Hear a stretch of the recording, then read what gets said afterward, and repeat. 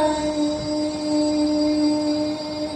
மலையை குடையாய் கவிய கோகுலம் காத்த கோவிந்தனை நான் சரணமாய் உடையவே அவன் திருப்பாதம் உட்புறம் மாற்றிவிட்டார்.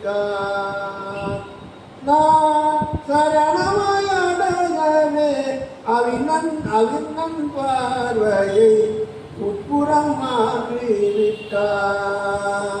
அதனால் சத்துரு பாதுகை குஞ்சலம் என்பே பட்ட பொழுதுதானே நான் நிம்மதியடைந்தே உலகை மறந்தே ஆனந்தமாகத்தானே.